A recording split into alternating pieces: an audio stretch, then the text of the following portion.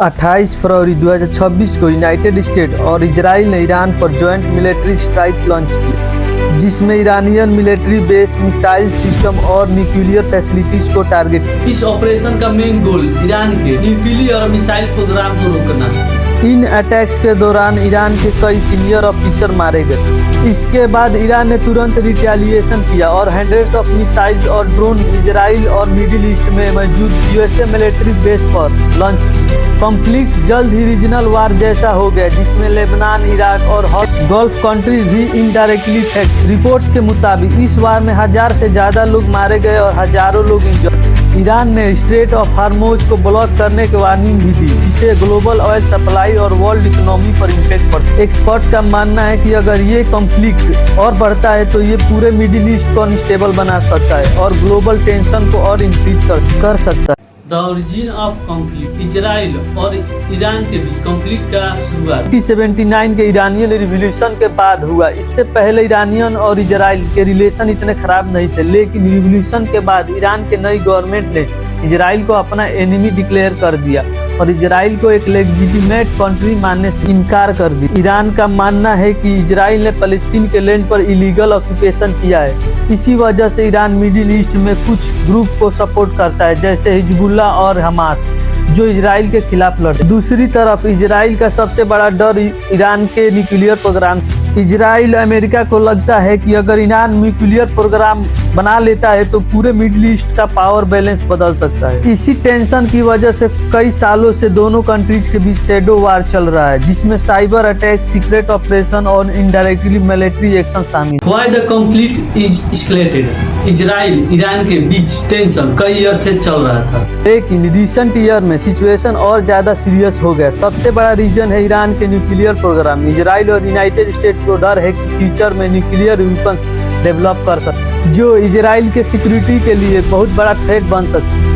इसी वजह से इजराइल ने कई बार ईरान के मिलिट्री और न्यूक्लियर फैसिलिटी पर कोवर्ट ऑपरेशन और एयर स्ट्राइक किए। इसके अलावा ईरान पर इकोनॉमिक सेक्शन भी लगाए गए। सिचुएशन तब और एस्केलेट हो गया जब इजराइल और अमेरिका ने ईरान के मिसाइल्स बेस पर मिलिट्री टारगेट्स पर लार्ज स्केल स्ट्राइक लॉन्च किए। इसके जवाब में ईरान ने भी रिटेलिएशन किया और मिसाइल्स और ड्रोन से इजराइल और मिडिल ईस्ट में मौजूद यूएसए बेस को टारगेट किया। इस रिटेलिएशन के बाद कॉन्फ्लिक्ट और इंटेंस हो गया और एक्सपर्ट को डर है कि अगर सिचुएशन कंट्रोल में नहीं आई तो ये वार पूरे मिडिल ईस्ट में स्प्रेड हो सकता है। The Iranian military response. Israel और यूनाइटेड स्टेट के स्ट्राइक के बाद ईरान ने स्ट्रॉन्ग मिलिट्री रिस्पांस दिया। ईरान ने रिटेलिएशन के तौर पर बैलिस्टिक मिसाइल्स और अटैक ड्रोन्स लॉन्च किए, जिनका टारगेट इजराइल के मिलिट्री बेसेस और मिडल ईस्ट में मौजूद यूएसए मिलिट्री फैसिलिटीज।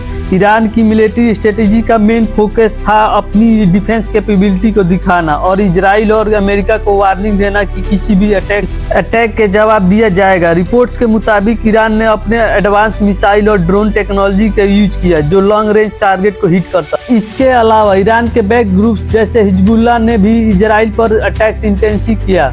इसी वजह से कॉन्फ्लिक्ट सिर्फ ईरान और इजराइल तक लिमिटेड नहीं रहा, बल्कि पूरे मिडिल ईस्ट में टेंशन बढ़ गया। इजराइल ईरान कॉन्फ्लिक्ट का सबसे बड़ा कंसर्न न्यूक्लियर वेपन का रिस्क है। दुनिया का कई कंट्रीज को डर है कि अगर सिचुएशन और एस्केलेट होता है तो न्यूक्लियर टेंशन बढ़ सकता है। ईरान न्यूक्लियर प्रोग्राम कई ईयर से सालों से इंटरनेशनल डिबेट का टॉपिक रहा है। ईरान का कहना है कि उसका न्यूक्लियर प्रोग्राम सिर्फ पीसफुल एनर्जी पर्पज के लिए है, लेकिन इजराइल और यूनाइटेड स्टेट को लगता है कि ईरान फ्यूचर में न्यूक्लियर वेपन्स डेवलप कर सकता है। इसी वजह से इजराइल ईरान के न्यूक्लियर फैसिलिटीज को अपनी सिक्योरिटी के लिए बड़ा थ्रेट मानता है।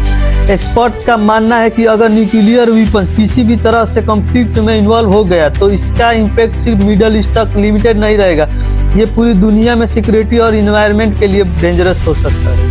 इसी वजह से इंटरनेशनल ऑर्गेनाइजेशन और वर्ल्ड लीडर्स न्यूक्लियर एस्केलेशन को रोकने के लिए डिप्लोमेसी और नेगोशिएशंस पर जोर दे रहे हैं। इजराइल, ईरान और यूनाइटेड स्टेट के बीच कॉन्फ्लिक्ट का इम्पैक्ट सिर्फ मिडल ईस्ट तक लिमिटेड नहीं है, बल्कि पूरी दुनिया पर पड़ सकता है। सबसे बड़ा इफेक्ट ग्लोबल ऑयल सप्लाई पर हो सकता है। मिडिल ईस्ट दुनिया का एक मेजर ऑयल प्रोड्यूसिंग रीजन है और अगर वार एस्केलेट होता है तो ऑयल प्राइस शार्पली इंक्रीज हो सकता है। इस कंफ्लिक्ट का इम्पैक्ट ग्लोबल इकोनॉमी पर भी पड़ सकता है। वार की वजह से इंटरनेशनल ट्रेड, स्टॉक मार्केट्स और सप्लाई चेन डिस्टर्ब हो सकता है। एयरलाइंस का भी अपना रूटीन चेंज करना पड़ सकता है, जिससे ट्रेवल और ट्रांसपोर्ट सेक्टर इफेक्ट हो सकता है। इसके अलावा दुनिया में पॉलिटिकल टेंशन बढ़ सकता है। अगर कंट्रीज इस वार में इन्वॉल्व हो जाती है तो यह कॉन्फ्लिक्ट बड़े रीजनल या ग्लोबल क्राइसिस में बदल सकता है। इसीलिए वर्ल्ड लीडर्स और इंटरनेशनल ऑर्गेनाइजेशंस सिचुएशन को क्लोजली मॉनिटर कर रहे हैं। इंडिया पर इजराइल, ईरान और यूनाइटेड स्टेट का कॉन्फ्लिक्ट का इनडायरेक्ट इम्पैक्ट पड़ सकता है। इंडिया अपनी ऑयल डिमांड का बड़ा हिस्सा मिडिल ईस्ट से इंपोर्ट करता है। अगर वार के कारण ऑयल सप्लाई डिस्टर्ब होता है तो स्ट्रेट ऑफ हार्मोज में टेंशन बढ़ सकता है तो पेट्रोल और डीजल का प्राइस इंडिया में बढ़ सकता है। इस कॉन्फ्लिक्ट का इम्पैक्ट इंडियन इकोनॉमी पर भी पड़ सकता है, क्योंकि ऑयल प्राइस बढ़ना से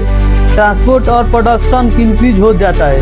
इसके अलावा मिडिल ईस्ट में लाखों इंडियन वर्कर काम करते हैं। अगर वार एस्केलेट होता है तो उनकी सेफ्टी एक इम्पोर्टेंट कंसर्न बन सकता है। यूनाइटेड स्टेट इस कॉन्फ्लिक्ट में मेनली इसलिए इन्वॉल्व है क्योंकि इसका स्ट्रॉन्ग अलायंस इजराइल के साथ है।